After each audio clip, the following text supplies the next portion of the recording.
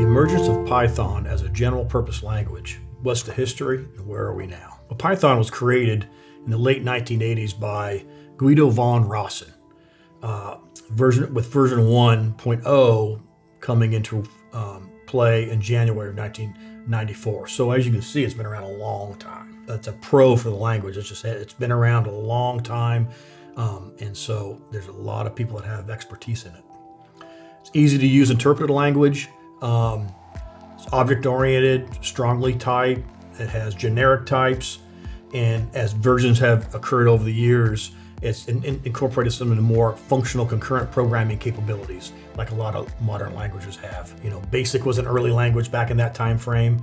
1990 in the 1980s is a pretty early for personal computing, so it's been around a long time. BASIC was another language that was into play there, and also an interpreted language. JavaScript is an interpreted language. There's no compile time mechanism required to run. You just type in human readable text and send it to the Python interpreter, and it runs the program. That makes it easy to use, and it helps with some widespread adoption. And it also is a reason that it's very popular in academia. A lot of, besides computer science courses and things like that, it's used in a lot of postgraduate research for mathematical calculations, for programs that need to be done for scientific reasons, data analysis, and of course, as I'm going to talk about, AI. It's open source, which is another benefit, which means it's free to use. It's supported by the not-for-profit Python Software Foundation, and as they say in their charter, it will be free forever. And that's another compelling reason to use a language. And it's supported by a foundation that maintains its safety for security reasons and puts new features and versions out. What are some use cases? So originally it was a kind of a scripting language, I think, where a lot of folks used it when it came out for some general purpose type programming, utilities and such. But since then it's become what we would call a general purpose language, where you can build anything with it. Some very popular use cases are data science, statistics, math, AI, scripting, general purpose programming, web apps, server-side implementations have all come into play with Python. I think some of that, I believe a lot of that is due to the AI emergence. Python is a great language for scientific computing and numerical processing, and it's been used prolifically in AI spaces for neural net usage. ChatGPT's algorithm is a sophisticated neural net per se, and Python is what it's implemented or tested in and been validated in.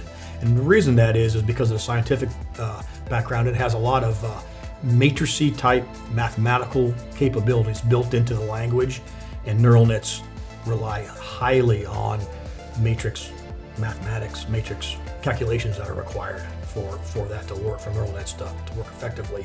And Python that's been built into the language for a long time, so it has those processing. So researchers can use the language. It's easier to use, and they can try these ideas out. That's where part of the killer use case for Python is generative GPT. So that's for the scientific uses in academia and the current AI, but it's also that I believe that spurred its usage in enterprise computing, which something Keyhole does a lot of, where general purpose computing, such as a web application, you go to a website where you can do any kind of what we call create CRUD type of programming, inventory control. That's what we would use a general purpose language to do something like Java on the server side or .NET on the server side. When you use Python for something like that, you shouldn't use Python as is. Out of the box libraries and frameworks are available, but the best practice would be to come up with a structured application architecture, where you have to have API support for the server side. The browser talks to the server and needs to access business logic and data persistency on the server side. That's what we call API support. In Python, there's frameworks that support that. You would use something like Django, Flask, Fast API, Falcon, Tornado, to name a few. These are all Python frameworks that are open source that you would use to help implement an API for an application. Another element of an application architecture would be OR mapping, object relational mapping. That's for persistency, where we have objects and data structures that the Python application would use, specifically the API, and we need to talk to a database to persist that stuff. That's where we get into the reading, writing, updating, deleting of data in a database somewhere. It could be a relational database, it could be a NoSQL database. In that case, there's frameworks such as SQL Alchemy, Django, Peewees, Pandas, and others, but you would want to have some kind of object relational mapping framework in place to ease talking to the database. And that's, again, a framework that you would use with a Python framework in that space. And then the version of control or dependency management, that's an architectural pattern that's best practice when developing applications, especially when there's a team of developers working on it.